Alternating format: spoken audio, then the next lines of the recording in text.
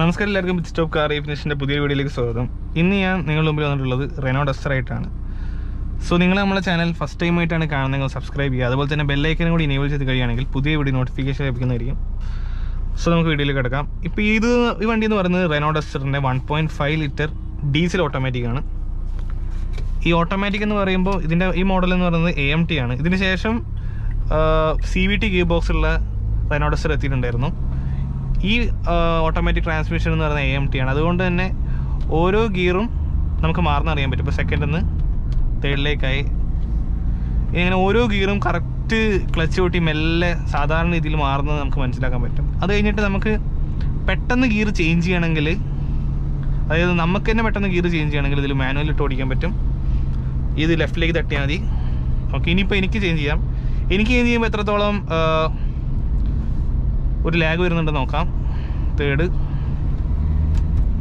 Fourth, ചെറിയ lag ഉണ്ട്. പക്ഷേ നേരത്തെ ആ വണ്ടി താനെ ഗിയർ ചേഞ്ച് ചെയ്യുന്ന അത്ര ലാഗൊന്നും ഞാൻ ഇടുമ്പോൾ, അതായത് ഞാൻ മാനുവലി ഗിയർ ഇടുമ്പോൾ അത്രത്തോളം ഒരു ലാഗില്ല. ഇപ്പോൾ ഇതിൻ്റെ എൻജിൻ ഓപ്ഷൻസിനെ കുറിച്ച് സംസാരിക്കുമ്പോൾ ഇതിന് 3 എൻജിൻ ഓപ്ഷൻസാണ് ഉള്ളത്. 1.5 ലിറ്റർ പെട്രോളും 1.5 ലിറ്റർ ഡീസലും, പിന്നെ 1.6 ലിറ്റർ പെട്രോൾ വേറെ ഒന്നുണ്ട്. ഇതിൻ്റെ അകത്ത് 1.5 ലിറ്ററിനാണ് ഈ ഓട്ടോമാറ്റിക് വേരിയൻ്റ് വരുന്നത്, ഈ AMT എന്ന് പറയുന്നത്. ഇതിൻ്റെ അകത്ത് ഈ AMT എന്ന് പറഞ്ഞാൽ 6 സ്പീഡ് AMT ആണ്. ഇത് നമുക്ക് 6 സ്പീഡ് ഇടാനുള്ള ഒരു സ്പേസ് നമുക്ക് കിട്ടിയാൽ ഞാൻ ഇട്ട് കാണിച്ചു തരാം.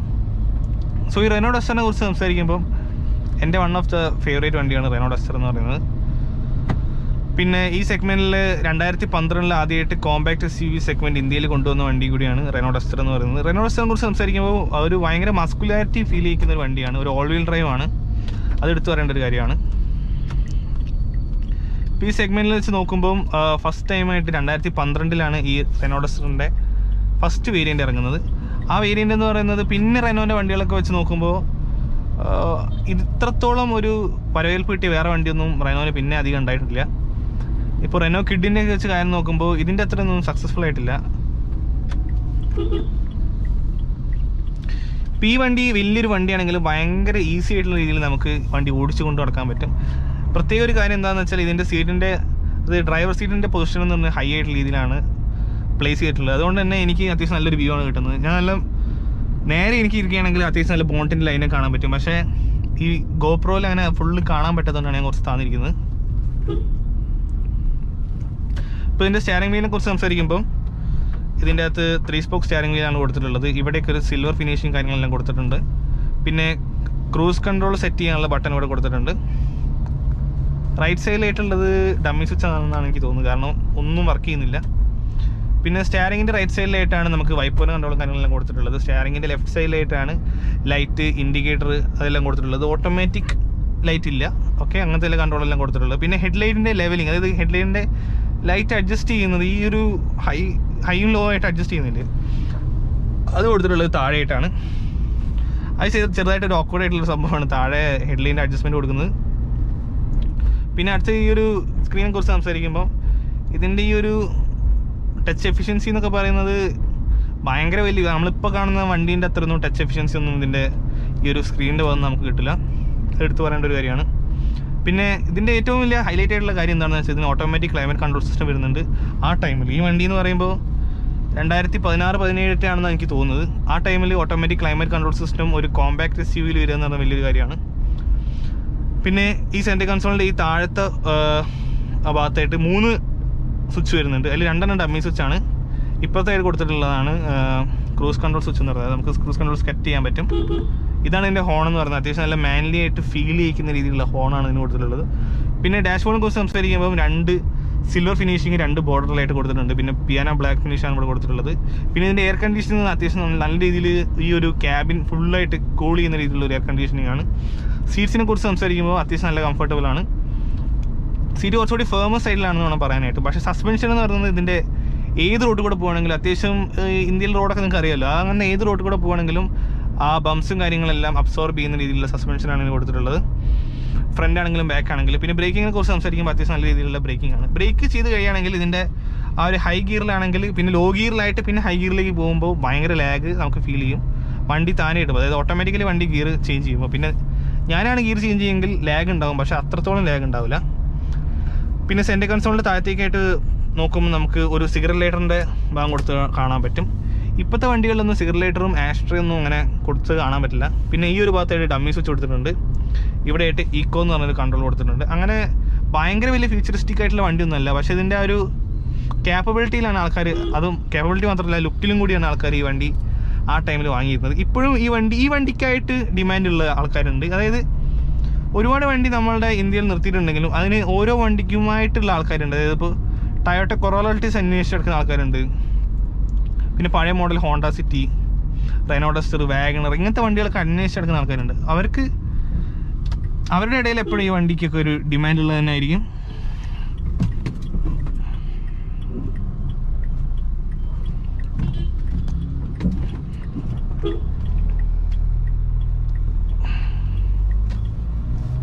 പിന്നെ ഇതിൻ്റെ അകത്ത് സ്റ്റാരിങ്ങിന് ഹൈറ്റ് അഡ്ജസ്റ്റ്മെൻറ്റ് കൊടുത്തിട്ടുണ്ട്.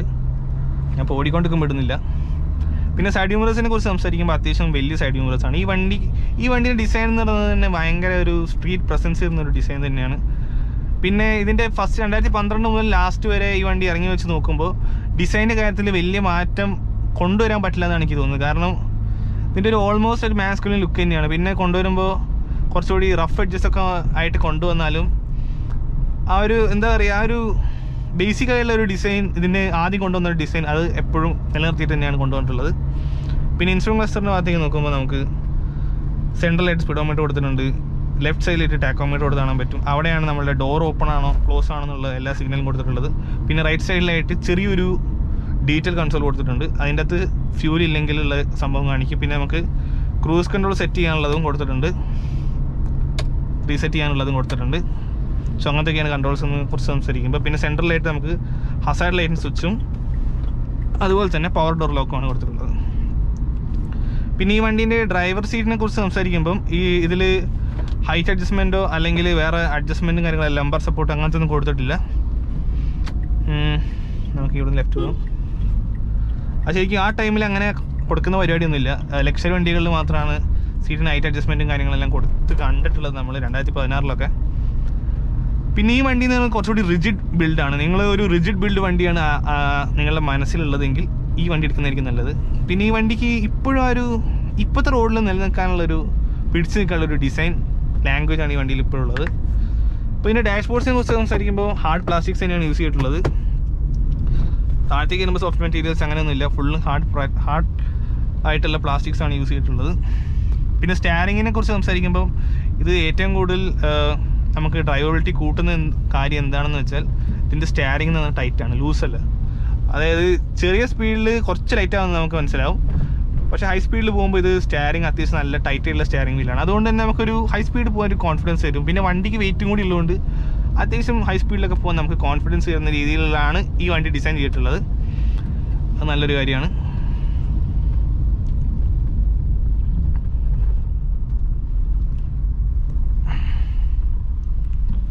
അടുത്ത ഞാൻ അതിൻ്റെ മഴ ഇല്ലെങ്കിൽ നമുക്ക് ഡിസൈൻ കാണിച്ചു തരാം. അപ്പുറത്തായിട്ട് കുറേ വണ്ടികൾ നിർത്തിയിട്ടുണ്ട്. അപ്പുറത്താ ഒരു റെനോ ഡസ്റ്റർ കാണുന്നുണ്ട്. ആ വണ്ടി കാണിച്ചിട്ട് നമുക്ക് ഡിസൈനെ കുറിച്ച് പറയാൻ പറ്റുമെന്ന് എനിക്ക് തോന്നുന്നത്.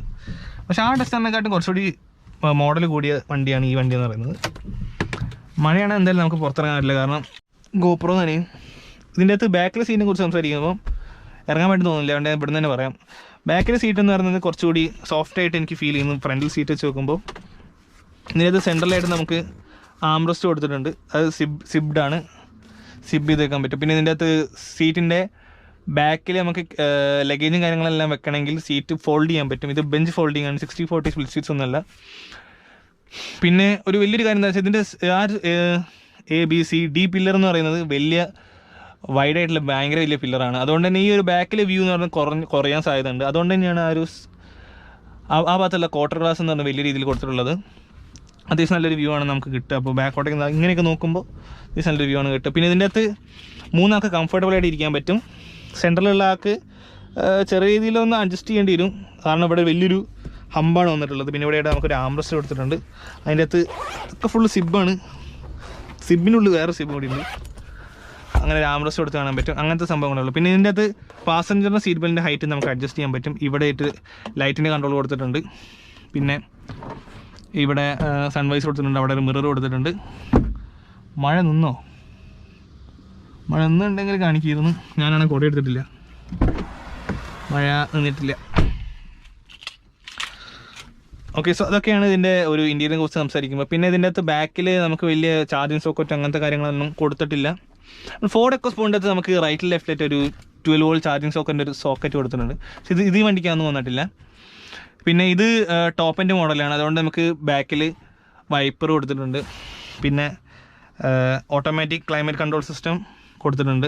അതൊക്കെയാണ് ടോപ്പ് എൻഡ് മോഡലിൽ വരിക. പിന്നെ ക്രൂസ് കൺട്രോൾ, പിന്നെ സ്റ്റാരിങ്ങിൻ്റെ ഈ ഒരു ഭാഗത്തായിട്ട് ഹാൻഡ് ഫ്രീ ടെലിഫോൺ കൊടുത്തിട്ടുണ്ട്. പിന്നെ നമുക്ക് മ്യൂസിക് സിസ്റ്റം, അതായത് ഈ ഒരു ടച്ച് സ്ക്രീൻ അഡ്ജസ്റ്റ് ചെയ്യാനുള്ള കൺട്രോൾസും കാര്യങ്ങളെല്ലാം റൈറ്റ് സൈഡിലായിട്ടാണ് കൊടുത്തിട്ടുള്ളത്.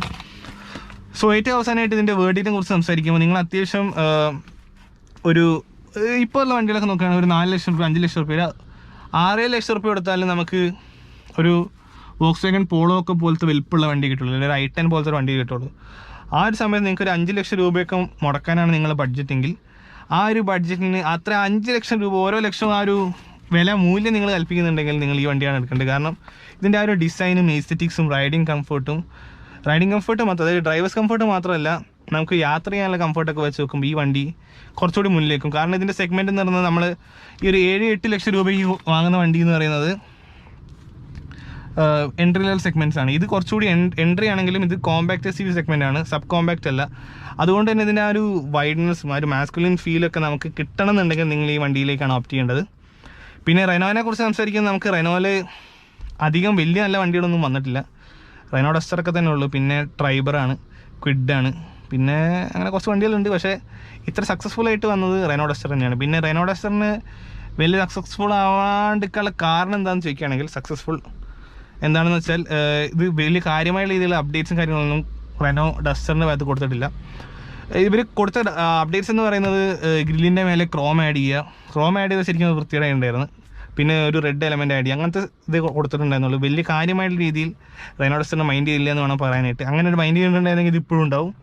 പിന്നെ ഈ വണ്ടി എന്ന് പറയുന്നത് പുറത്തൊക്കെ ഡാഷിയ ഡസ്റ്റർ എന്നുള്ള രീതിയിലാണ് അറിയപ്പെടുന്നത്. ഡാഷിയ ഡസ്റ്റർ പുറത്ത് ഇറങ്ങിയിട്ടുണ്ട്, മറ്റേ നമ്മളെ കാർവാവിൻ്റെ അകത്തൊക്കെ നമുക്ക് കാണാം ആ വണ്ടി ഡാഷിയ ഡസ്റ്റർ റിവ്യൂ ചെയ്യുന്നത്. റെനോ ഡസ്റ്റർ അങ്ങനെന്തോ ആണ് പേര്, അവിടെ ഒരു റെനോ ഡസ്റ്റർ തന്നെയാണ് പറയുന്നതെന്ന് തോന്നുന്നു. ഈ ഡാഷിയ ഡസ്റ്റർ എന്നും ഈ വണ്ടിക്ക് പേരുണ്ട്. സോ ഇതാണ് നമ്മളുടെ pit stop car refinish review video എന്ന് പറയുന്നത്. നിങ്ങൾക്ക് വീഡിയോ ഇഷ്ടപ്പെടുകയാണെങ്കിൽ ലൈക്ക് ചെയ്യാം, ഷെയർ ചെയ്യാം, അതുപോലെ തന്നെ ചാനൽ ഇതുവരെ സബ്സ്ക്രൈബ് ചെയ്യാം. സോ നമുക്ക് അടുത്ത വീഡിയോയിൽ കാണാം.